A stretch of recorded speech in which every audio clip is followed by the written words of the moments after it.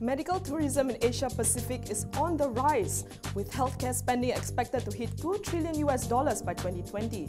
We talked to Deloitte Southeast Asia's healthcare sector leader and partner in risk advisory, Dr. Loke Chiong, about Malaysia's chances of tapping into the market.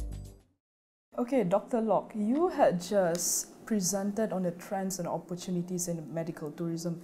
Now, could you give us some key takeaways of this presentation? Well, across the region, across the world, we have aging populations, we have chronic diseases, we have people's expectations rising with rising middle income, and so they are seeking and expecting care for themselves and for their loved ones. And if they can't find it in their own countries, they will seek an alternative.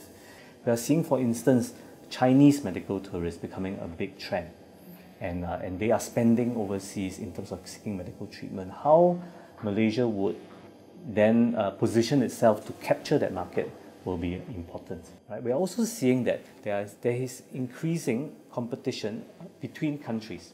So you have Malaysia, you have Singapore, you have Thailand, and now South Korea, India. Many of these countries are also on the same path. The third trend we are seeing is how technology is going to change the way this competition works out. What technology can do today is that it can enable care across long distances, for instance, telemedicine, teleradiology. It cuts down sometimes the dependence on skilled staff, and so those who have countries that have shortage in staff could actually be addressed through technology rather than going to another country for treatment. So it has been noted somewhere that healthcare spending, specifically in Asia Pacific, is expected to hit $2 trillion in 2020, and we are comparing this to $1.5 trillion in 2015. Would you say that this is associated to the trends in medical tourism? I would say almost definitely yes. So in some of our research, we are seeing that 60% of all medical tourism business is now in APAC, 30% in the Americas, 10% in EMEA, which is the Europe, Middle East, and Africa. And so this is the space to be. And I think it's also because the region, APAC, is now economically developing so quickly, right? As I was saying, people's income levels and expectations rise faster than governments can provide. So countries struggle to improve in their infrastructure to meet the expectations. And so patients and customers will seek where the best care is, what they can afford. The best that they can afford. If we can compare medical tourism as it is today to, let's say, 5-10 years ago, how much have things changed?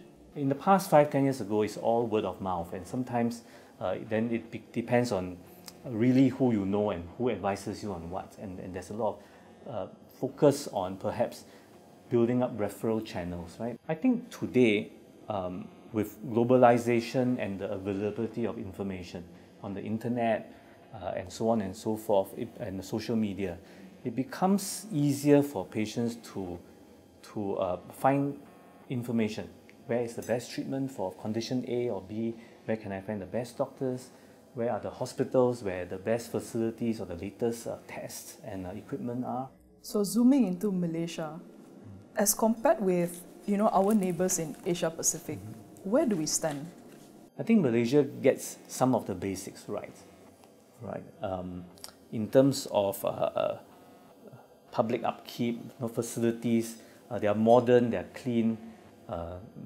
English is spoken by and large by everyone.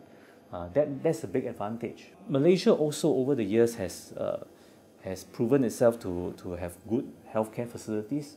There's a number of JCI accredited hospitals, which means they have reached international accreditation of those standards. We also have very good, well-trained medical doctors in various specialties. And I think there are some specialties that are absolutely becoming top of the pack in a sense in Malaysia. IVF, for instance, and cardiology. Compared to some other countries, let's say in the West, US, or even to Singapore, Malaysia is still a very affordable place for healthcare. The Finance Ministry announced that by 2020, Malaysia can achieve its revenue target of 2.8 billion ringgit in terms of healthcare spending, because the number of medical tourists are seen to double to more than 2 million. But what is going to push Malaysia towards achieving this target? I think for Malaysia to be able to achieve these targets, it will have to be multifactorial. It won't be just because of SST, for instance. Right? It is getting all the fundamentals correct. It is being able to provide good, high-quality care, good outcomes, reasonable, affordable costs, and continue to promote that, hopefully with government support. SST is great especially for the local population, right?